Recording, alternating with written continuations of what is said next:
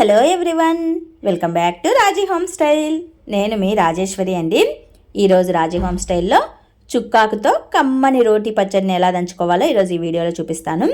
First of all నేను ఇక్కడ చుక్కాకు పచ్చడి కోసం ఒక కట్టమైన చుక్కాకు తీసుకొని కాడలతో సహా ఒలిచేసానండి. పచ్చడికి కాబట్టి కాడలతో సహా ఒలుచుకోవచ్చు. అలాగే పచ్చిమిర్చి, పల్లీలు, ఉద్దిపప్పు, శనగపప్పు, 1 టేబుల్ స్పూన్ జీలకర్ర, కొన్ని కట్ చేసిన ఉల్లి ముక్కల్ని తీసుకున్నాను. స్టవ్ పైన ఒక బాండి పెట్టేసి కొద్దిగా ఆయిల్ని వేసేసి అందులో పల్లీలను కొద్దిగా వేపుకోవాలి. పల్లీలు కొద్దిగా వేగిన తర్వాత ఉద్దిపప్పు, శనగపప్పు, జీలకర్ర వేసేసుకోవాలి. ఇందులోనే పచ్చిమిర్చిని కూడా వేసేసుకోవాలి. వీటిని అన్నింటినీ దోరగా వేపుకోవాలండి. మరీ మాడిపోనివ్వకుండా చక్కగా వేపుకోవాలి. ఇందులోనే ఉల్లిగడ్డల్ని కూడా వేసేసుకొని చక్కగా వేపుకున్న తర్వాత వీటిని సైడ్ ఆఫ్గా ఒక ప్లేట్లోకి తీసేసుకోవాలి. కాసేపు చల్లారనివ్వాలండి. ఇందులోనే శుభ్రంగా కడిగేసిన చుక్క కూరను కూడా వేసేసుకోవాలి. చుక్కాకు జస్ట్ ఒక 2-3 సెకండ్స్లోగానే బాగా వేగిపోతుందండి. ఎక్కువ టైం ఏమీ తీసుకోదు.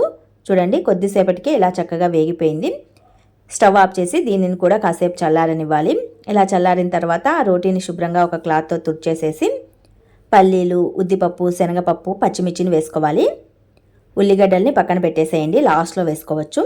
ఇందులోనే మన రుచికి సరిపడా ఉప్పును కూడా వేసేసుకొని చక్కగా దంచేసేసుకోవాలి.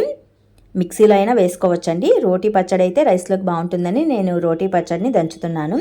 కచ్చా పచ్చాగా కాకుండా బాగా మెత్తగా దంచుకోవాలండి. పచ్చిమిర్చి, పల్లీలు, శనగపప్పు, ఉద్దిపప్పు అనేవి బాగా మెదిగిపోవాలన్నమాట. ఇవన్నీ బాగా మెదిగిన తర్వాత చుక్కాకును వేయించుకున్నాం కదా, వేయించుకున్న చుక్కాకుని ఈ రోట్లో వేసేసుకొని స్మూత్గా ఇక్కడ వీడియోలో చూపిస్తున్న విధంగా రోటీనంతా రౌండ్ ఆఫ్గా తిప్పేసేయండి. దంచాల్సిన అవసరం ఏముండదు, జస్ట్ రౌండ్ ఆఫ్గా తిప్పేస్తే అదే సరిపోతుంది. చివరన ఉల్లిగడ్డ ముక్కల్ని పక్కకు తీసాం కదా, ఆ ఉల్లిగడ్డ ముక్కల్ని వేసేసుకొని కచ్చాపచ్చాగా దంచేసుకొని ఒక ప్లేట్లోకి తీసుకుంటే సరిపోతుంది. ఈ పచ్చడి నేను రైస్లోకి ప్రిపేర్ చేస్తున్నానండి, అందుకే ఉల్లిగడ్డ ముక్కలు కనిపించేలాగా దంచుకున్నాను. మీరు ఒకవేళ దోశ, పూరి, పుల్కా, రోటీ ఇలాంటి వాటికైతే కనుక ఉల్లిగడ్డ ముక్కలు స్మూత్గా మెదిగేలాగా దంచుకోండి, బాగుంటుంది. ఈ పచ్చడికి పోపు పెట్టుకుంటే ఒక రుచి ఉంటుంది, పెట్టుకోకపోయినా కూడా రుచి అనేది చాలా బాగుంటుందండి.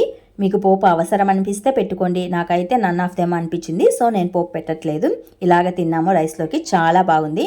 మరి మీకు నేను చేసిన చుక్కాకు పచ్చడి రెసిపీ ప్రిపరేషన్ వీడియో నచ్చినట్లయితే మోర్ ఆఫ్ వీడియోస్ కోసం do subscribe my channel. Thanks for everyone.